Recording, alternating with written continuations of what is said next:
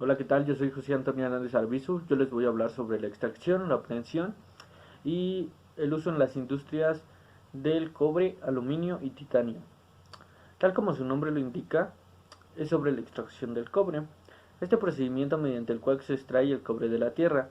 El objetivo principal es sacar el mineral del macizo rocoso para llevarlo de forma segura a la planta donde será separado de otros minerales y se obtendrá el cobre más puro.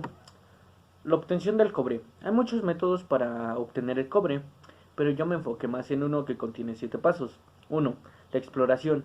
Un equipo de profesionales sale a la búsqueda de un yacimiento de cobre y toma muestras del terreno para determinar la viabilidad de su explotación. 2. La extracción. Se fractura el macizo rocoso para extraer los minerales que contiene mediante el uso de explosivos. 3. El chancado. Las máquinas de chancadoras se encargan de disminuir el tamaño de las rocas extraídas. 4. La molienda. Son las rocas canchadas pasan por una segunda etapa que reducen el tamaño. ¿Esto qué quiere decir? Bueno, en la etapa de chancado y de molienda se reduce más que nada el tamaño de las rocas para sacar el cobre más fino. 5. La flotación. El material se sumerge en grandes piscinas, que son celdas de flotación, para separar el cobre de otras sustancias. 6. La fundición. La pulpa obtenida se introduce en hornos para lograr ánodos de cobre de alrededor de 99.7 de pureza. 7. Electrorefinación.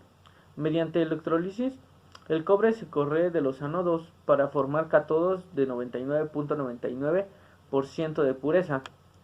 Las diferentes etapas de este proceso tienen como finalidad separar el cobre de otras sustancias para lograr cátodos de alta pureza con este mineral. Ahora vamos a hablar sobre la extracción del aluminio. El mineral del que se extrae el aluminio casi exclusivamente se le llama bauxita. Los materiales no alumínicos se separan por decantación. La solución cáustica del aluminio se enfría luego para recristalizar el hidróxido y separarlo de la sosa, que se recuperen para su interior uso. Hay dos fases para obtener el aluminio. Yo me voy a ir más por el proceso de Hayward, electrolisis de aluminio para obtener aluminio. La clave para obtener aluminio consiste en reducir el catión aluminio 3 para formar aluminio 0. El pasaje de corriente eléctrica a través de la celda de reacción permite hacer esta transformación. Recuerden que un compuesto iónico en estado líquido no conduce la corriente eléctrica. Los iones no pueden moverse libremente transportando carga eléctrica cuando está formado parte de la red cristalina. En cambio, sí pueden hacerlo en un estado fundido. La temperatura de fusión de la aluminia, Al2O3, es superior a los 1500 grados centígrados. El costo en energía y construcción de un reactor que opere a tan alta temperatura es muy elevado. Sin embargo, una mezcla de aluminia y criolita Na3AlF6 funde a 1000 grados centígrados aproximadamente. La criolita entonces actúa como fundente y esto nos ayuda más a mejorar la extracción y la obtención del aluminio, pero sin embargo sí se enfoca mucho en la aluminia. Ahora vamos a hablar sobre la extracción del titanio y la obtención del titanio. Para extraer el titanio puro se usa generalmente el método de Kroll, que consiste en obtener el tetracloruro de titanio TiCl4 por cloración de 800 grados centígrados en presencia de carbono. Luego se reduce con magnesio o sodio molido, en atmósfera inerte. Para refinarlo y purificarlo, también se pueden fundir para diversos usos industriales, por moldeo de grafito apisionado o fundición de la cera perdida. La obtención del titanio. Usaremos el método de Kroll, que consiste 1. Con la transformación del dióxido de titanio a cloruro de titanio. Esto se logra cambiando el dióxido de titanio con cloruro y energía en forma de calor. ¿Esto a qué se debe? Se debe hacer en lotes no muy grandes para evitar el titanio se contamine. Dada su alta reactividad con el oxígeno, puede ocasionar muchos problemas graves.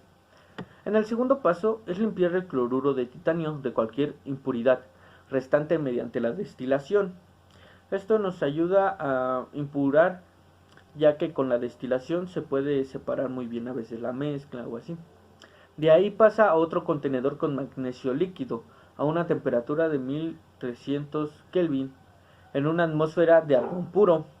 Mediante una reacción de reducción se forma titanio y cloruro de magnesio. Esta reacción es extremadamente lenta, debemos de tener paciencia, ya que se toma de 2 hasta 4 días. Finalmente, mediante otro proceso de destilación, se remueve el cloruro de magnesio, dejando atrás el titanio puro. Ahora, si el titanio no fuera altamente reactivo con el oxígeno, simplemente se calentaría y comprimía en láminas, en vez dentro de un horno de arco al vacío, y el material es calentado eléctricamente mediante el electrodo y comprimido hasta formar los siguientes lingotes de titanio. Las propiedades mecánicas del cobre. El cobre posee muy buena ductibilidad y maleabilidad, lo que permite producir láminas e hilos muy delgados y finos. Es un metal blando, con un índice de dureza 3 en la escala de Mohs, 50 en escala de Vickers, y su resistencia a la tracción es de 210 mpam, con un límite elástico de 33.3. Las propiedades químicas. El punto de fusión del cobre se desarrolla a temperatura de 1084.62 grados centígrados y su punto de ebullición es alcanzando a unos 2562 centígrados. Posee una densidad estándar igual a 8960 kilogramos por metro cúbico. Sus propiedades eléctricas. El cobre tiene la mejor conductividad eléctrica de cualquier metal, excepto la plata. Una buena conductividad eléctrica es lo mismo que una pequeña resistencia eléctrica. Las propiedades mecánicas, eléctricas y térmicas del aluminio. Las mecánicas. Es un metal blando y maleable. Es un estado puro, tiene un límite de resistencia en tracción de 160 y 200 nanómetros por metro cuadrado. Tiene la capacidad de servir como aislante del proceso de oxidación. Las propiedades eléctricas. El aluminio es un buen conductor eléctrico y su conductividad eléctrica del aluminio llega a ser de 35 millones de siems por metro. No obstante, en caso de aleaciones de aluminio, su conductividad disminuye, pero no es menor a la del hierro ni de los aceros. Las térmicas. La conductividad térmica del aluminio es muy buena, aproximadamente 3 veces mayor que la del acero, propiedad que hace al aluminio un importante metal, tanto para aplicaciones de calefacción como de refrigeración. Las propiedades mecánicas, eléctricas y térmicas del titanio. Las mecánicas. El titanio es ligero, fuerte, resistente a la corrosión y abundante en la naturaleza. El titanio y sus aleaciones poseen resistencias a la tracción de 30.000 pascales a 200 pascales, que son equivalentes a las resistencias encontradas a la mayoría de las aleaciones de acero. Las propiedades térmicas. El titanio es un magnético y tiene muy buenas propiedades de transferencia de calor. Su coeficiente de expansión térmica es algo menor a la que los aceros y menor a la mitad que el del aluminio. Una de las propiedades útiles del titanio en alto es su punto de fusión de 3135 grados Fahrenheit o 1725 grados centígrados. Las propiedades eléctricas del titanio. El titanio no es buen conductor de la electricidad. Si la conductividad del cobre se considera que es un 100%, el titanio tendría una conductividad del 3.1%. De esto se deduce que el titanio no se utilizaría en aplicaciones donde una buena conductividad sea un factor primordial. El cobre. El cobre en las industrias, ¿dónde se encuentra? Tiene un extenso campo de aplicaciones en la industria eléctrica, en la industria de la construcción automotriz, el transporte, la industria química, la industria alimentaria, la salud y la fabricación de armamentos, entre otras. Esto que se enfoca más en la construcción. ¿Por qué? Hay tubos de cobre, a veces se utiliza para plomería, para muchos usos en las casas, para demasiados. El aluminio. Las aleaciones de aluminio se utilizan entre otros en la aviación, la industria química, la automotriz e incluso en la construcción naval.